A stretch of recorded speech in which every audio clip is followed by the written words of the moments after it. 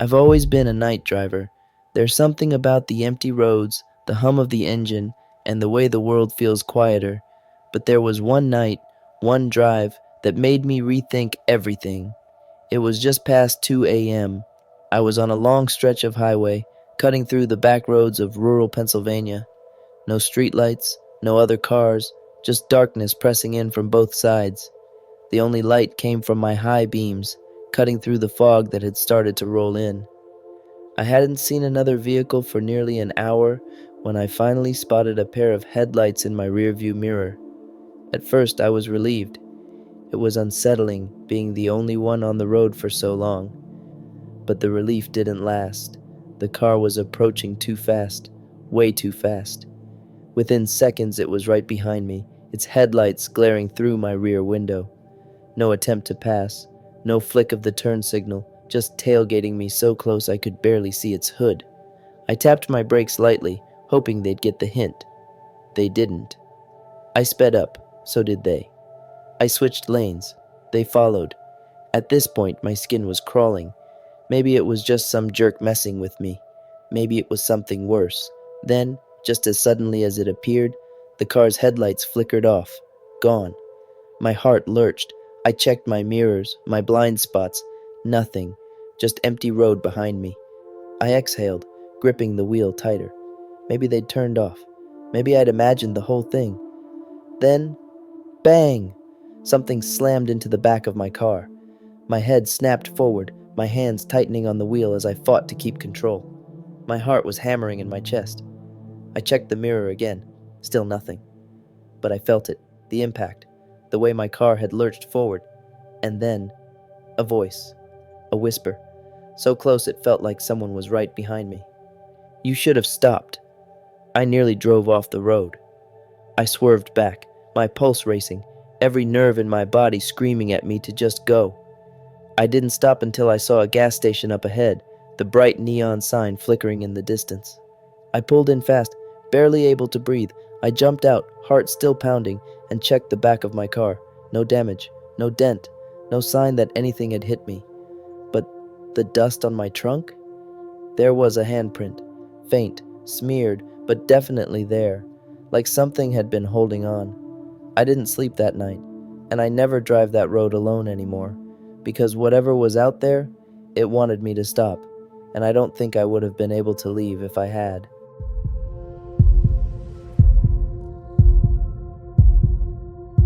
I've been driving long-haul routes for a few years now, and I've seen plenty of weird things at night, shadows moving in the trees, distant figures on the side of the road, even the occasional abandoned car with no driver in sight.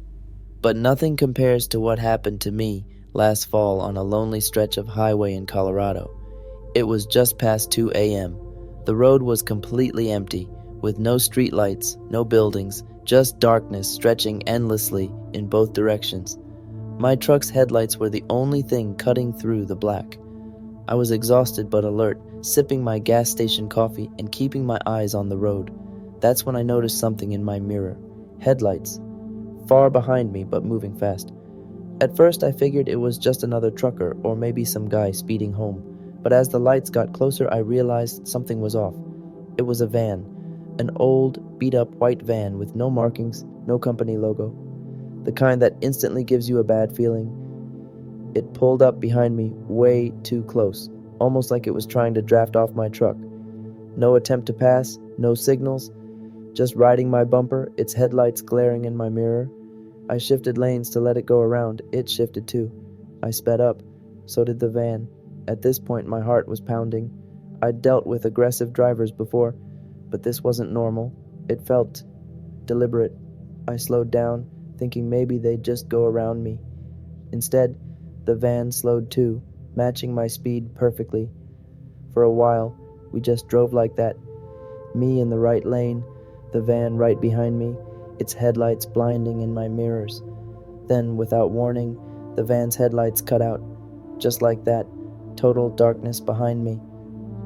I squinted at my mirrors, trying to see if it had pulled over or turned around, but there was nothing. No tail lights, no sign of movement. It was just gone. I exhaled, shaking my head. Maybe they had exited without me noticing. I told myself to relax, kept my eyes on the road, and kept driving. A few minutes later, a small roadside rest stop appeared up ahead. Just a couple of vending machines, a bathroom, and a dimly lit parking area. I didn't need to stop, but I figured I'd pull in, stretch my legs, and shake off the weird feeling. I turned onto the exit ramp, coasting into the lot, and that's when I saw it. The white van, parked in the farthest corner of the lot. Its headlights were off, but the engine was still running.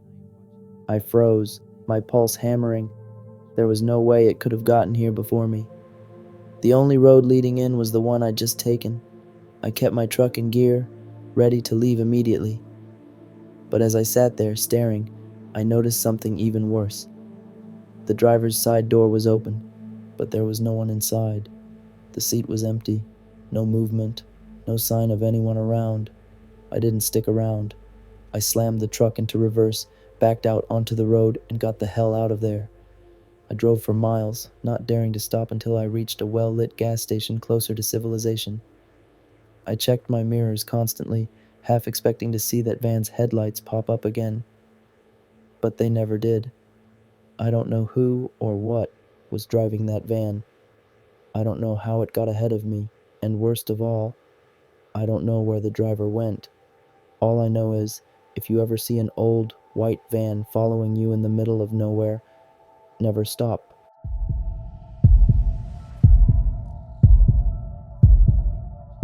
I've been a truck driver for a few years now, and I've had my fair share of weird, unsettling experiences, but nothing compares to what happened to me last winter on a deserted highway in Texas. It was around 2 a.m., and I had been driving for hours without seeing a single car. It was one of those roads that stretched endlessly into the dark, with nothing but open fields on either side. No gas stations, no houses, just the occasional road sign and the glow of my headlights cutting through the night. I was exhausted but had to push through to make my next stop. The only thing keeping me awake was the cold coffee in my cup holder and the sound of the engine humming beneath me. That's when I saw something up ahead. A car was pulled over on the shoulder, just barely within the reach of my high beams. Its driver's side door was open, but I didn't see anyone inside. I slowed down slightly, expecting to see a stranded driver waving for help, but nothing. I checked my mirrors. The road behind me was still empty. No hazards flashing, no movement around the car. It was just there. As I passed it, I got a quick glimpse inside. No keys in the ignition, no bags. Just an empty seat and an eerie feeling that something wasn't right. I shook it off and kept going. Probably just an abandoned car. Maybe 15 minutes later, I saw something else ahead. A figure walking along the shoulder. Now, this wasn't too weird. People break down and walk to get help all the time. But there was something off about this guy. He was moving slow. Too slow. His posture was strange, like he wasn't actually trying to get anywhere. His clothes were dark and baggy, and I couldn't make out his face.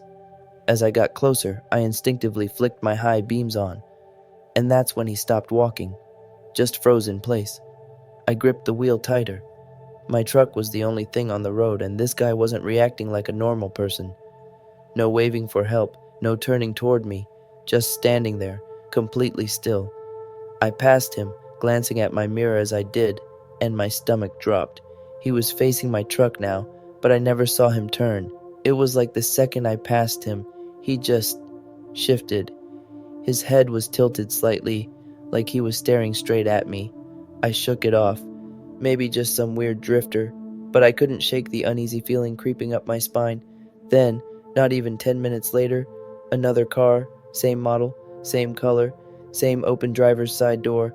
I slowed down for a second, my blood turning cold. There was no way. I had already passed that car miles ago, and then I saw him again, walking, same slow, unsettling pace, same posture, same dark, baggy clothes. My whole body went rigid. It wasn't possible. I sped up, my hands gripping the wheel so tight my knuckles went white. I didn't look at him. I just kept my eyes straight ahead and drove. My truck roared down that empty stretch of road, and after a few minutes, I dared to check my mirror. Nothing. No car. No man, just empty highway. I barely breathed until I finally saw the glow of a gas station up ahead. I pulled in, parked, and just sat there for a minute, trying to make sense of what happened. I told myself I was just tired, that I imagined it. But then, as I stepped out of my truck to stretch my legs, I saw him, standing at the edge of the lot, facing me. I didn't stick around to see what happened next. I jumped back in my truck and floored it out of there. I don't know who or what I saw that night, but ever since then, I refuse to drive that route after dark. And if you ever find yourself on a lonely highway in the middle of nowhere and you see someone walking, just keep driving.